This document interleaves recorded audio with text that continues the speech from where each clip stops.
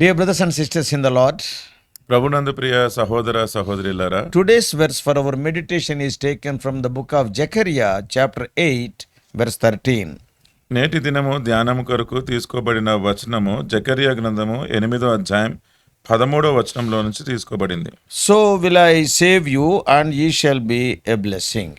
మీరు ఆశీర్వాదాస్పదమగునట్లు నేను మిమ్మును రక్షింతును. When we see the context of Zechariah chapter 8, జకర్యా 8వ అధ్యాయము ఈ సందర్భం మనం చూస్తే, some of the Israelites have returned from Babylonian captivity. బబులోను బానిసత్వం నుంచి దాసత్వం నుంచి కొంతమంది ఇశ్రాయేలీలు వారు తిరిగి వచ్చినారు. Yeah, these Jewish people. వీళ్ళంతా యూదులు. And when they came back and saw, everything was destroyed. ఎప్పుడైతే తిరిగి వచ్చి చూసినారో అక్కడ అంతా కూడా నాశనం చేయబడింది. So they started rebuilding. దాన్ని మళ్ళీ తిరిగి కట్టడం ఆరంభించినారు. They started rebuilding their houses and farms also. వాళ్ళ ఇల్లును కట్టుకుంటూ ఉన్నారు, వాళ్ళ తోటలను కూడా మళ్ళీ వాళ్ళు నిర్మించుకుంటున్నారు. Now the time has come to rebuild some of the common areas in the city. ఇప్పుడు ఏ సమయానికి వచ్చి చేరుకున్నారంటే, ఆ పట్టణంలో ఉన్న అందరూ వాడుకునే ప్రదేశాలు అవి కూడా కట్టుకోవడానికి ఆరంభించారు. Most importantly, the temple where the people would come to worship God. అలా అందరికీ అవసరమైన దాంట్లో ప్రాముఖ్యమైనది ఏంటి అంటే, దేవుని ప్రజలు వచ్చి దేవుని ఆరాధించుకునే దేవుని ఆలయం. Working for the temple needs much sacrifice and concentration. ఆలయం కొరకు పని చేయడము అంటే చాలా త్యాగము కావాలి, అంతేకాకుండా ఎంతో శ్రద్ధతోటి చేయాలి. They cannot do as they like. వాళ్ళు ఇష్టం వచ్చినట్టు చేయలేరు. Because God has given every plan and every item, its size, shape, everything metal. దేవుడే దానికైనా పరిమాణము లేకపోతే దాని ప్రణాళిక, దానికి కావాల్సిన వస్తువులు అవన్నీ కూడా తెలియజేసినాడు కాబట్టి. So they cannot, choice is not left to them. ఎంపిక చేసుకోవడానికి ప్రజల యొద్ద ఏమీ లేదు. So sacrifice is not sufficient. Even concentration is needed. If not, the work will be rejected. త్యాగముతోటి నేనేదో చేసేస్తానని వస్తే సరిపోదండి. శ్రద్ధగా దేవుడు ఏమి చెప్పినాడో ఆ పని చేయడానికి రావాలి, లేకపోతే ఆ పని తృణీకరించబడుతుంది. Now what is the result? ఇప్పుడు ప్రతిఫలం ఏంటి? After working a couple of years, they felt like quitting. 2 సంవత్సరాలు పని చేసిన తర్వాత ఇంకా వదిలేద్దాం అనుకుంటున్నారు. There were no jobs, no money, no safety. అక్కడ ఎటువంటి ఉద్యోగాలు లేవు, డబ్బు లేదు, లేకపోతే వాళ్ళకి భద్రత కూడా లేదు. And there was uncertainty and fear. అక్కడ అంతా కూడా అనిశ్చిత ఉండింది, భయం ఉండింది. And people were going back. ప్రజలంతా వెనక్కి వెళ్ళిపోతున్నారు. So one commentator said like this. ఒక కామెంటేటర్ అంటే బైబిల్ పండితుడు ఇలా చెప్పినాడు, The harsh conditions made even their survival challenging. అక్కడ ఉన్న విపరీతమైన ప్రతికూలమైన పరిస్థితులు వారు అక్కడ బ్రతకడానే చాలా కష్టతరంగా చేసేసినాయి. So we can imagine how hard that had been. అందుకని అక్కడ ఉన్న పరిస్థితులు ఎంత కఠినంగా అయిపోయినాయో మనం So how ఊహించవచ్చు. people had gone without and how they had been attacked by enemies and suffered loss while away working on the temple. ఆ ఆలయం కోసం పని చేయడానికి వచ్చిన ప్రజలంతా కూడా శత్రువులతోటి దాడి చేయబడి వాళ్ళంతా ఎంత నష్టపోయినారో ఆ పరిస్థితులు మనము ఊహించవచ్చు. But now comes the voice of the Lord. అయితే ఇప్పుడు చూడండి, దేవుని స్వరము The వినిపించబడుతుంది. Lord of hosts is saying, సైన్యములకు అధిపతి అయిన యెహోవా చెప్తున్నాడు, be strong and finish the task. మీరు ధైర్యముగా ఉండి భయపడకు, ధైర్యము తెచ్చుకొనుడి, ఆ పని ముగించండి అంటున్నాడు. What God is saying? ఇక్కడ దేవుడు ఏమంటున్నాడు? I know it is hard. ఇది కష్టమని నాకు తెలుసు. I know your hands are tired from lifting boulder after boulder, cleaning away the rubble. పెద్ద పెద్ద బండలు తర్వాత బండరాళ్ళు అవి ఎత్తుతూ మీ చేతులు అక్కడ ఉన్న చెత్తంతా కూడా శుభ్రం చేస్తూ ఎంతో చేతులు కష్టపడినాయని నాకు తెలుసు. And I know laying stone after stone how difficult it is. రాయి పైన రాయి దానిని అలాగా కట్టుకుంటూ రావడం ఎంత కష్టమో నాకు And తెలుసు. it is rebuilding day by day.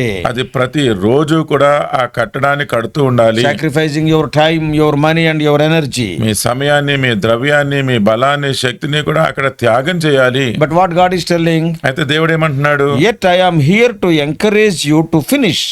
అయినప్పటికీ దానిని ముగించడానికి, మిమ్మల్ని ప్రోత్సహించడానికి నేను మీతో ఉన్నాను. You stick with it. మీరు ఆ పని చేస్తూ ఉండండి. God gave some promises. ఇక్కడ దేవుడు కొన్ని వాగ్దానాలు ఇచ్చినాడు. Zechariah 8:11 speaks about a new era which is about to begin.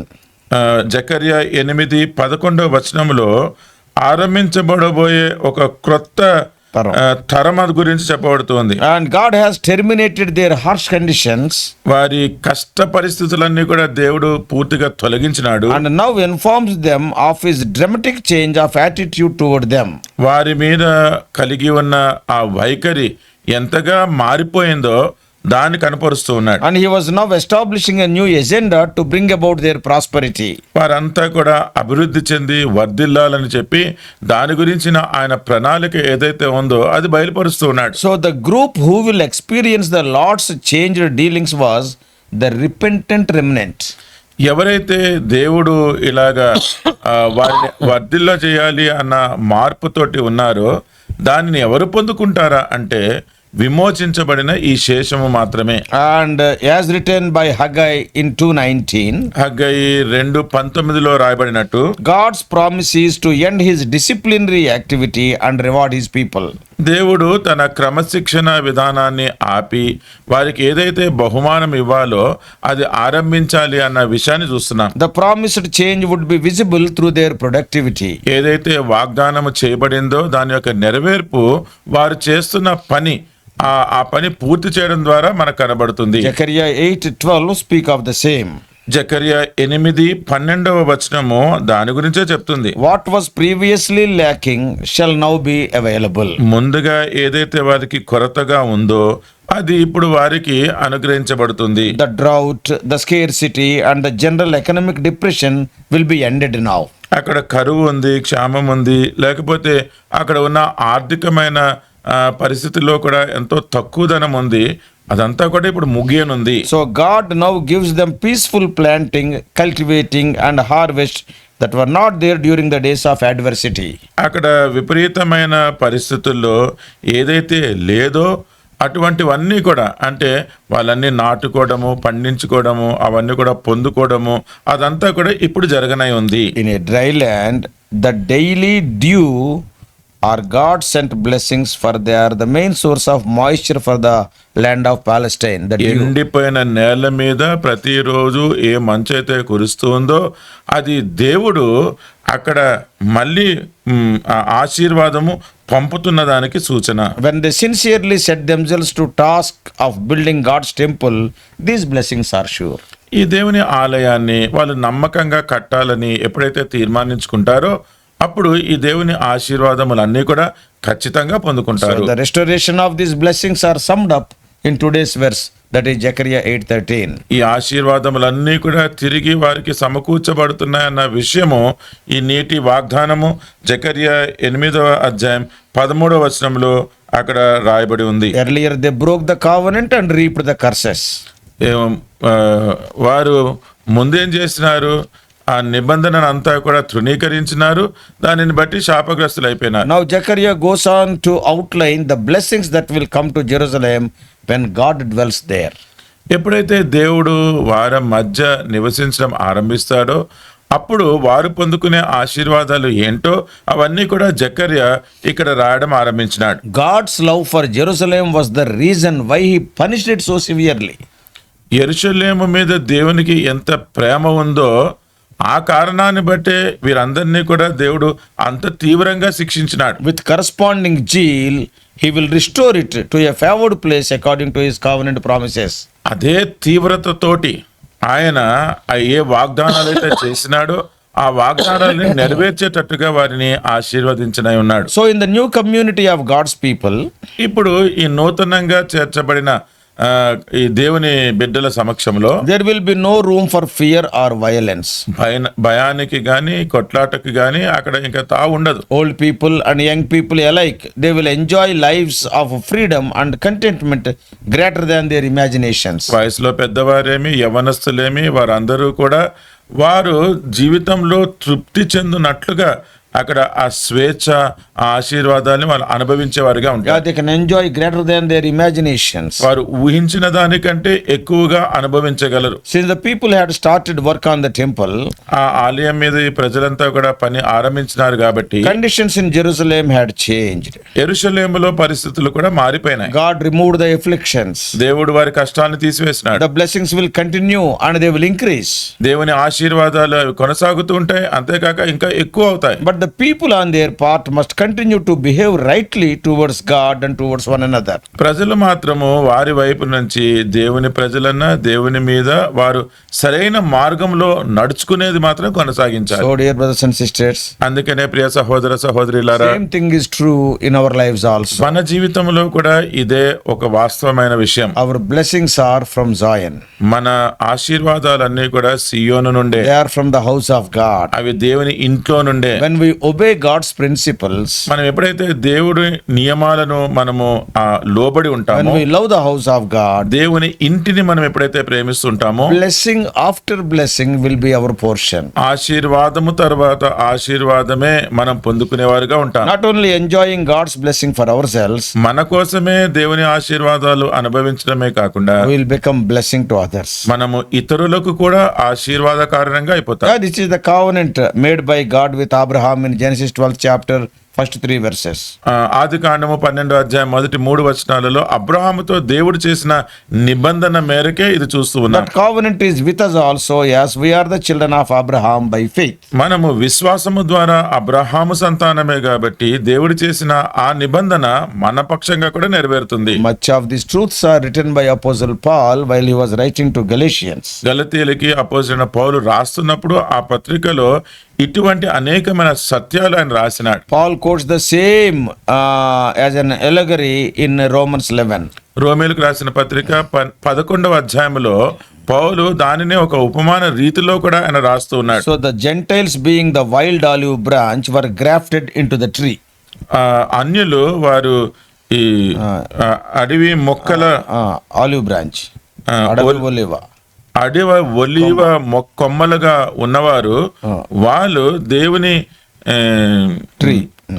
దేవుని చెట్టులో నాటబడినారు. The Gentiles are compared with the wild olive branch. ఈ అన్యులందరూ కూడా అడవి ఒలివ కొమ్మకు పోల్చబడినారు. Why they are grafted into the tree? అంటకట్టబడ్డారు. వాళ్ళు దేవుని యొక్క చెట్టుకి ఎందుకు అంటకట్టబడ్డారు? Because they might receive the fullness and fatness from the tree. ఆ చెట్టులోని సారమును దాంట్లో ఉన్న ఆశీర్వాదాన్ని వాళ్ళు పొందుకోవాలి. So today we also Gentiles, నేడు మనము కూడా అన్యులమైన వారము, through Christ have been made partakers of the promises of God which God gave to Israel. దేవుడు ఇశ్రాయేలీయులకి ఏ వాగ్దానాలు ఇచ్చినాడో ఆ వాగ్దానాలకు క్రీస్తు ద్వారా మనం కూడా పాత్రులమైనాం. So God cut off the natural branch Israel. He grafted you and me, the Gentiles, in his tree. For some time he cut off that Israel. Israel అన్న ఆ సహజ కొమ్మను తీసివేసి ఆ చెట్టులో ఆ వృక్షములో దేవుడు మనలను అంటగట్టినాడు. Yeah, for some time that veil is there on their spiritual eyes. కొంతకాలం వరకు వారి ఆత్మీయ నేత్రముల మీద ఆ ముసుగు ఉండింది. The Israelites also will be born again very shortly. ఇశ్రాయేలీయులు కూడా కొద్ది కాలంలో వారు కూడా తిరిగి జన్మించనే During ఉన్నారు. the tribulation period, ఆ శ్రమ కాలంలో their eyes will be opened. వారి నేత్రాలు కళ్ళు In తెరవబడతాయి. the beginning of the tribulation, they believe the Antichrist as Christ, the peace giver. ఆ శ్రమ కాలం ఆరంభమైనప్పుడు ఈ క్రీస్తు విరోధి ఎవరైతే వస్తాడో ఆయనే క్రీస్తు అన్నట్టుగా నమ్ముతారు. Because he promises peace. ఎందుకంటే ఆయన సమాధానము గురించే ప్రకటిస్తూ ఉంటాడు కాబట్టి. One of the names given to God is Prince of Peace in Isaiah 9:6.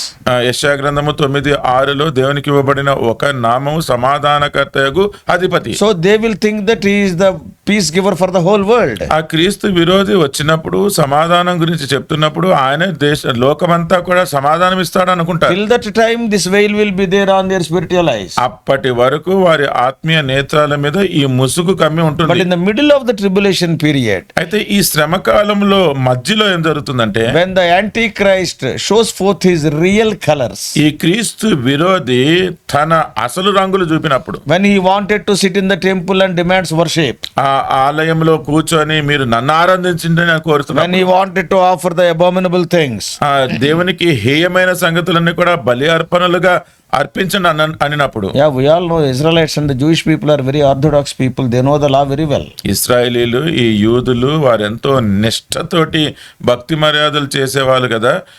ఈ ధర్మశాస్త్రం అంతా వారికి బాగా తెలుసు. So when they see all these things which are happening against the law, ఏవైతే క్రీస్తు విరోధి చేస్తున్నవి అవన్నీ కూడా ఈ ధర్మశాస్త్రానికి విరోధంగా జరుగుతున్నప్పుడు అవి చూసినప్పుడు, then their eyes will be open. అప్పుడు వారి నేత్రాలు కళ్ళు తెరవబడతాయి. Then they will beat their breasts. అప్పుడు వారి రొమ్ములు బాదుకుంటారు. And then they will believe that the one who came 2000 years ago is the true Messiah. అప్పుడు 2000 కంటే ముందు వచ్చిన ఆయనే నిజమైన మెస్సయ్య అని వారు నమ్ముతారు. And by seeing that, the heart of the Lord will be so satisfied because he is waiting for that day so that his own people may receive him. అది చూసినప్పుడే దేవుని హృదయం ఎంతగానో తృప్తి చెందుతుంది. ఎందుకంటే ఆ దినము కొరకే ఎంతో ఆశతోటి ఆయన కనిపెట్టుకొని చూస్తూ ఉన్నాడు. Till that time, ఆ సమయం వరకు this veil is there on their faces. వారి ముఖముల మీద ఈ ముసుగు They ఉంది. are not able to see Messiah as true Messiah. ఆ మెస్సయ్య ఈయనే నిజమైన మెస్సయ్య అని వారు చూడలేకపోతున్నారు. But God is utilizing that veil for your benefit and my benefit.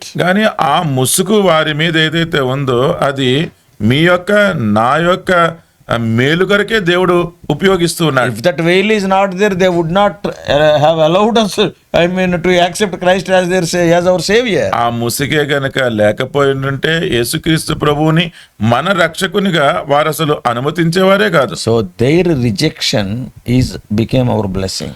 అందుకనే వారి తృణీకారమే అది మనకి ఆశీర్వాదముగా అయిపోయింది. So God has cut the natural branch for some time. Natural branch is by birth they are the children of God. Natural birth, natural branch, the Israelites. అందుకనే సహజమైన కొమ్మ అంటే వాళ్ళు దేవుని బిడ్డలు, ఇశ్రాయేలీయులు. By birth. వాళ్ళు పుట్టినప్పటి నుంచే దేవుని బిడ్డలుగా పిలువబడుతున్నారు They are the కాబట్టి seed of Abraham. వారు అబ్రహాం యొక్క సంతానము కాబట్టి So that is the natural branch. అది సహజమైన కొమ్మ, స్వాభావికమైన కొమ్మ. స్వాభావికమైన కొమ్మ. And now God has kept it aside for some time. అయితే దేవుడు ఆ కొమ్మను కొంతసేపు ప్రక్కన పెట్టినాడు. But what you and I? అయితే మీరు నేను ఏంటండి? Wild olive branch. మనము అడవి ఒలీవ కొమ్మలం. And he grafted us. అయితే మనలను ఆయన చెట్టులో అంటగట్టినాడు. We are taking the sap and the strength from the original vine. మనము ఆ అసలైన ద్రాక్ష చెట్టులో నుంచి సారము, బలము అది మనం పొందుకుంటూ ఉన్నాం. So their rejection, temporal rejection, became our blessing.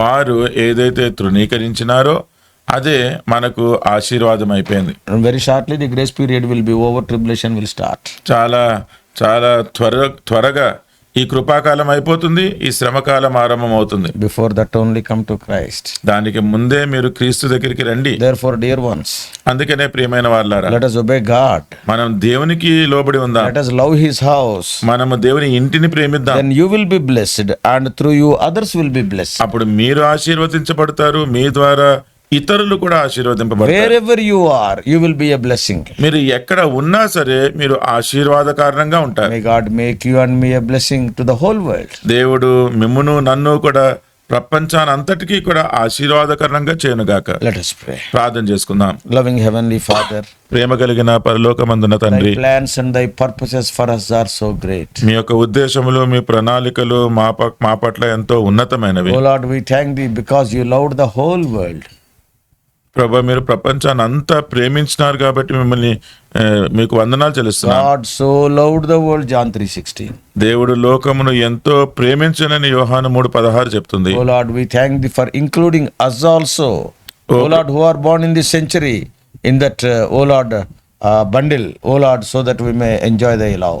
ఓ ప్రభా, ఈ తరంలో జన్మించిన మమ్మలను కూడా మీరు ఆ లోకంలో మీరు చేర్చినందుకు మేము మీకు వందనాలు చెల్లిస్తూ ఉన్నాం. Because thou hast given that spiritual blindness to Israelites, we are blessed. ఇశ్రాయేలీలకి ఆ ముసుగు కప్పినందుకు, ఆత్మీయంగా వారు అందులుగా ఉన్నందుకు మేము ఆశీర్వదించబడినాం. Thank thee for thy love towards us also, Gentile people. అన్యులమైన మా పట్ల కూడా మీరు కలిగి ఉన్న ప్రేమకై మీకు వందనాలు. Help us to love you. బాబా, మిమ్మల్ని ప్రేమించడానికి సహాయం Help చేయండి. us to love your house. మీ ఇంటిని ప్రేమించడానికి సహాయం Help చేయండి. us to receive thy blessings. మీ ఆశీర్వాదాలు పొందుకోవడానికి సహాయం చేయండి. Help us to be a channel of blessing to the whole world. ఈ ప్రపంచానంతటికీ కూడా ఒక ఆశీర్వాదానికి కారణంగా ఉండేలాగా సహాయం చేయండి. Guide us throughout this day. ఈ దినమంతట్లో కూడా మీరే మాకు సహాయం చేయండి. We do pray in the blessed name of our Lord and Savior Jesus Christ. ఈ మా ప్రార్థన ధన్యకరమైన యేసుక్రీస్తు వారి నామములో అడిగి వేడుకుంటున్నాము తండ్రి. Amen. Amen. God bless you all. Please subscribe for more spiritual messages to the YouTube channel John Victor Telugu Messages.